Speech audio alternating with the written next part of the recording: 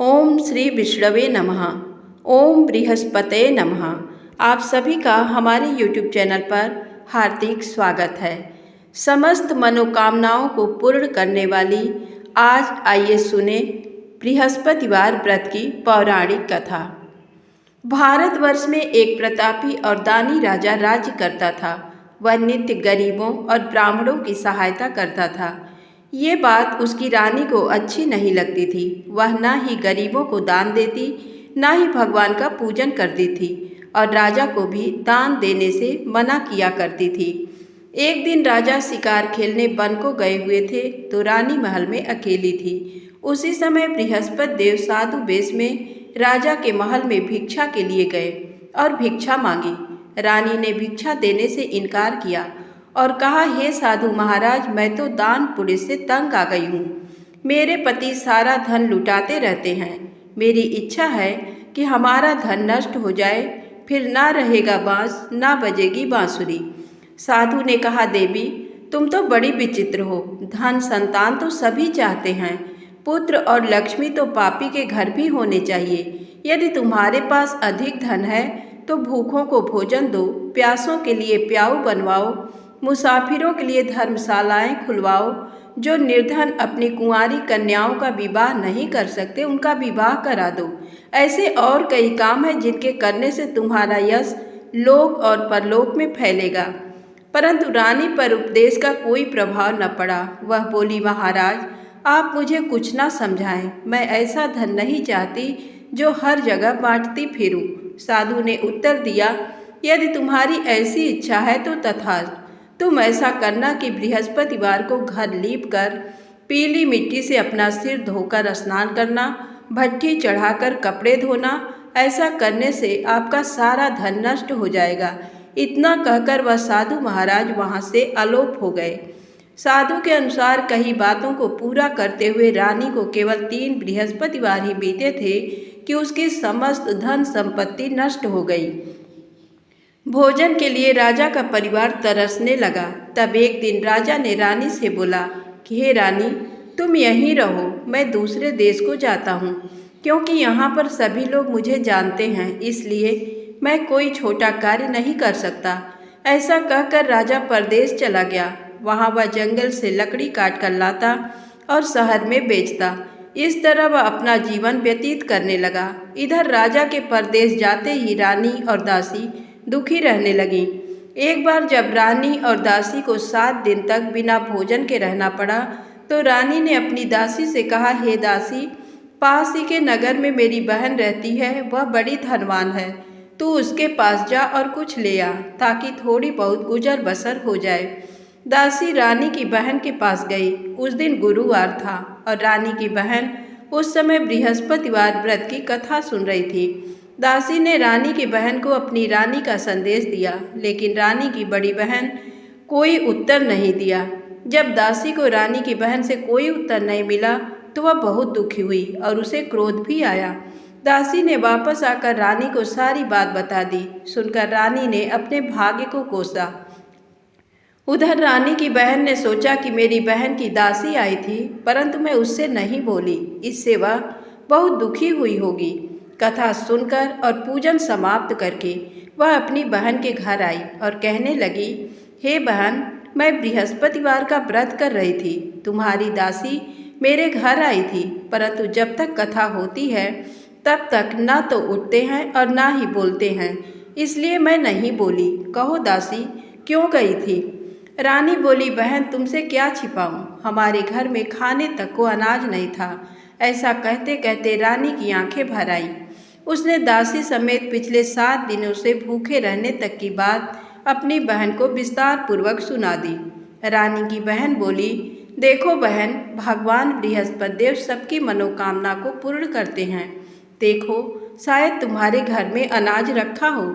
पहले तो रानी को विश्वास नहीं हुआ, पर बहन के आग्रह करने पर उसने अपनी दासी को अंदर भेजा तो उसे सचमुच अनाज से भरा एक घड़ा मिल गया।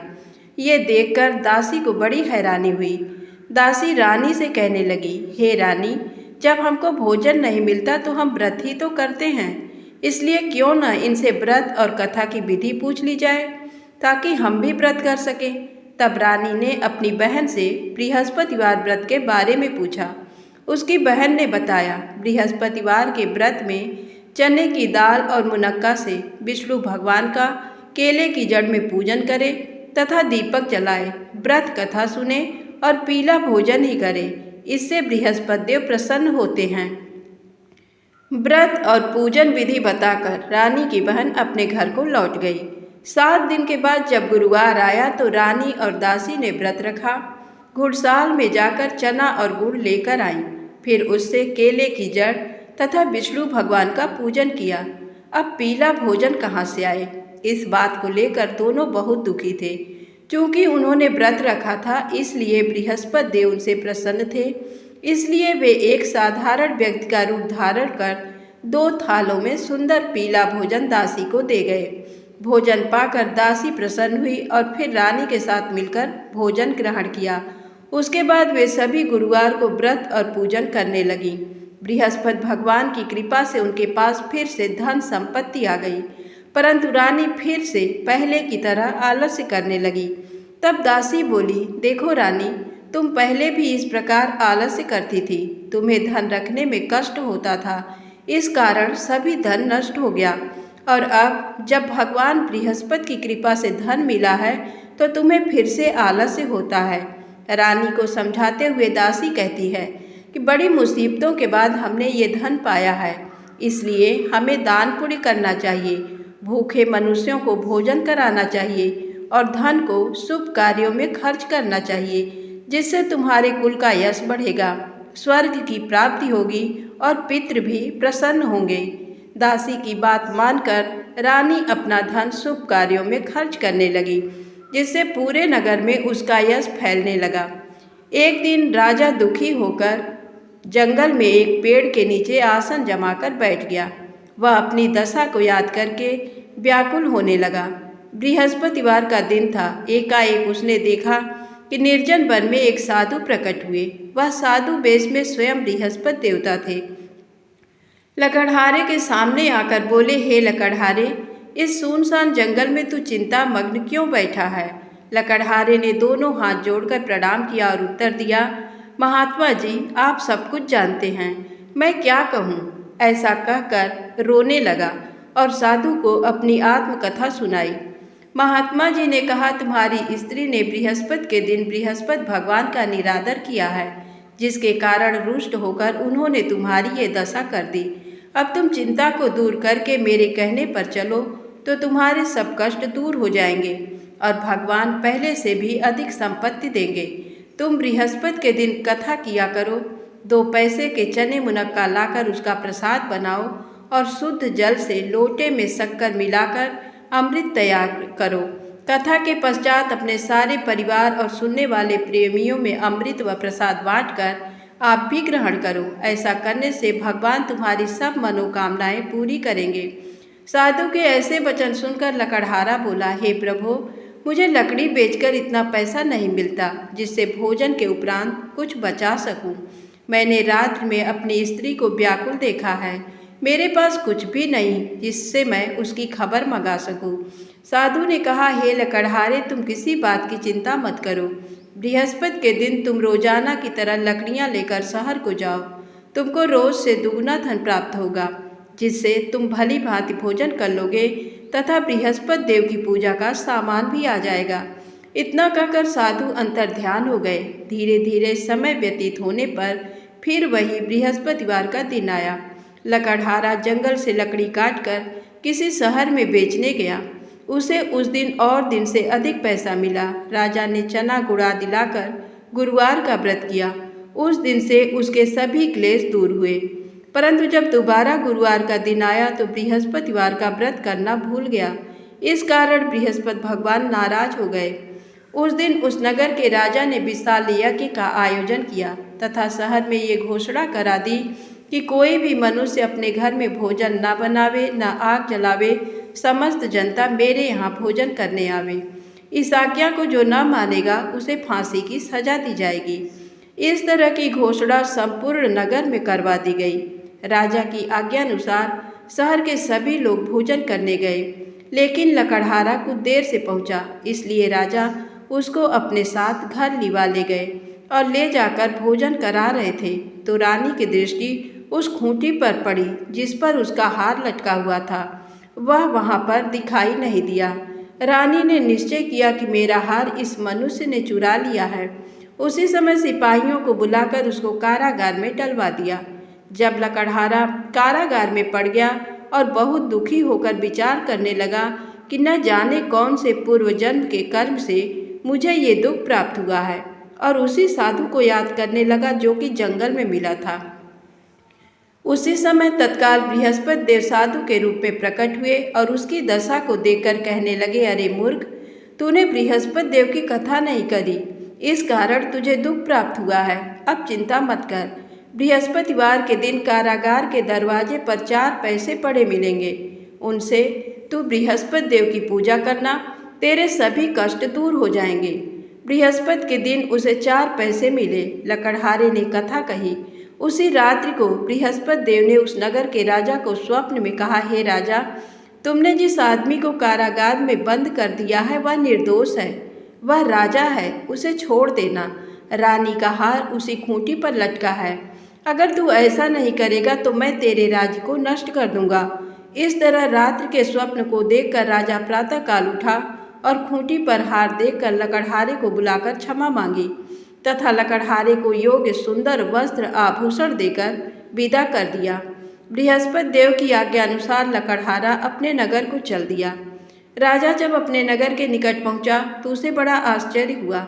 नगर में पहले से अधिक बाग, तालाब, कुएं तथा बहुत सी धर्मशाला, मंदिर आदि बन गए हैं। राजा ने पूछा, ये किसका बाग और धर्मशाला है? तब नगर के सब लोग कहने लगे, ये सब रानी और बांदी के हैं। तो राजा को आश्चर्य हुआ और गुस्सा भी आया। जब रानी ने ये खबर सुनी कि राजा आ रहे हैं तो उन्होंने बांदी से कहा कि हे दासी, देख, राजा हमको कितनी बुरी हालत में छोड़ गए थे। हमारी ऐसी हालत देखकर वह लौट न जाए, इसलिए तू दरवाजे पर खड़ी हो जा। आज्ञानुसार दासी दरवाजे पर खड़ी हो गई। राजा आए तो उन्हें अपने साथ लिवा लाई। तब राजा ने क्रोध करके अपनी रानी से पूछा कि ये धन तुम्हें कैसे प्राप्त हुआ? तब उन्होंने कहा, हमें ये धन बृहस्पति देव के इस व्रत के प्रभाव से प्राप्त हुआ है। राजा ने निश्चय किया कि 7 रोज बाद तो सभी बृहस्पति देव का पूजन करते हैं, परंतु मैं प्रतिदिन दिन में 3 बार कहानी तथा रोज व्रत किया करूँगा। अब हर समय राजा के दुपट्टे में चने की दाल बंधी रहती तथा दिन में 3 बार कहानी कहता। एक रोज राजा ने विचार किया कि चलो अपनी बहन के यहाँ हो आवे। इस तरह निश्चय कर राजा घोड़े पर सवार हो अपनी बहन के यहाँ को चलने लगा।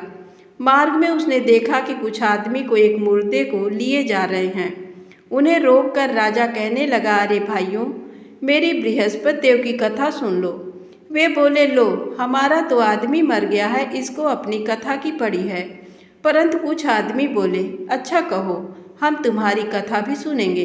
राजा ने दाल निकाली और जब कथा आधी हुई थी कि मुर्दा हिलने लग गया, और जब कथा समाप्त हो गई तो राम राम करके मनुष्य उठकर खड़ा हो गया। आगे मार्ग में उसे एक किसान खेत में हल चलाता मिला। राजा ने उसे देख और उससे बोले, अरे भैया, तुम मेरी बृहस्पतिवार की कथा सुन लो। किसान बोला, जब तक मैं तेरी कथा सुनूंगा तब तक 4 हरैया जोत लूँगा। जा अपनी कथा किसी और को सुनाना। इस तरह राजा आगे चलने लगा। राजा के हटते ही बैल पछाड़ खाकर गिर गए तथा किसान के पेट में बड़ी जोर का दर्द होने लगा। उस समय उसकी माँ रोटी लेकर आई। उसने जब यह देखा तो अपने पुत्र से सब हाल पूछा और बेटे ने सभी हाल कह दिया।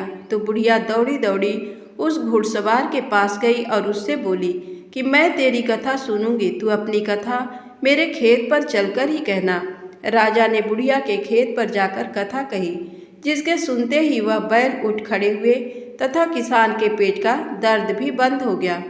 राजा अपनी बहन के घर पहुंचा। बहन ने भाई की खूब मेहमानी की। दूसरे रोज प्रातःकाल राजा जगा तो वह देखने लगा कि सब लोग भोजन कर रहे हैं। राजा ने अपनी बहन से कहा, ऐसा कोई मनुष्य है जिसने भोजन नहीं किया हो? मेरी बृहस्पतिवार की कथा सुन ले। बहन बोली, हे भैया, ये देश ऐसा ही है कि पहले यहाँ लोग भोजन करते हैं, बाद में अन्य काम करते हैं। अगर कोई पड़ोस में हो तो देख आऊं। वह ऐसा कहकर देखने चली गई, परंतु उसे कोई ऐसा व्यक्ति नहीं मिला जिसने भोजन न किया हो। अतः वह एक कुम्हार के घर गई जिसका लड़का बीमार था। उसे मालूम हुआ कि उनके यहाँ 3 रोज से किसी ने भोजन नहीं किया है। रानी ने अपने भाई की कथा सुनने के लिए कुम्हार से कहा। वह तैयार हो गया। राजा ने जाकर बृहस्पतिवार की कथा कही, जिसको सुनकर उसका लड़का ठीक हो गया। अब तो राजा की प्रशंसा होने लगी। एक रोज राजा ने अपनी बहन से कहा कि हे बहन, हम अपने घर को जाएंगे, तुम भी तैयार हो जाओ। राजा की बहन ने अपनी सास से कहा। सास ने कहा, हाँ चली जा, परंतु अपने लड़कों को मत ले जाना, क्योंकि तेरे भाई के कोई औलाद नहीं है। बहन ने अपने भैया से कहा, हे भैया, मैं तो चलूँगी, पर कोई बालक नहीं जाएगा। राजा बोला, जब कोई बालक नहीं चलेगा तब तुम ही क्या करोगी। बड़े दुखी मन से राजा अपने नगर को लौट आया। राजा ने अपनी रानी से कहा, हम निर्वंशी हैं, हमारा मुंह देखने का धर्म नहीं है और कुछ भोजन आदि नहीं किया। रानी बोली, हे प्रभु, बृहस्पति देव ने हमें सब कुछ दिया है, वह हमें औलाद अवश्य देंगे। उसी रात को बृहस्पति देव ने राजा से स्वप्न में कहा, हे राजा, उठ, सभी सोच त्याग दे, तेरी रानी गर्भ से है। राजा की ये बात सुनकर बड़ी खुशी हुई। 9वें महीने में उसके गर्भ से एक सुंदर पुत्र पैदा हुआ। तब राजा बोला, हे रानी, स्त्री बिना भोजन के रह सकती है, पर बिना कहे नहीं रह सकती। जब मेरी बहन आए तुम उससे कुछ कहना मत। रानी ने सुनकर हाँ कर दिया। जब राजा की बहन ने यह शुभ समाचार सुना तो वो बहुत खुश हुई तथा बधाई लेकर अपने भाई के यहाँ आई। तभी रानी ने कहा, घोड़ा चढ़कर तो नहीं आई, गधा चढ़ी आई। राजा की बहन बोली, भाभी, मैं इस प्रकार न कहती तो तुम्हें औलाद कैसे मिलती। बृहस्पति देव ऐसे ही हैं, जैसी जिनके मन में कामनाएं हैं सभी को पूर्ण करते हैं। जो सद्भावना पूर्वक बृहस्पतिवार का व्रत करता है एवं कथा पढ़ता है अथवा सुनता है, दूसरों को सुनाता है, बृहस्पति देव उसकी सभी मनोकामना पूर्ण करते हैं। बोलो बृहस्पति भगवान की जय।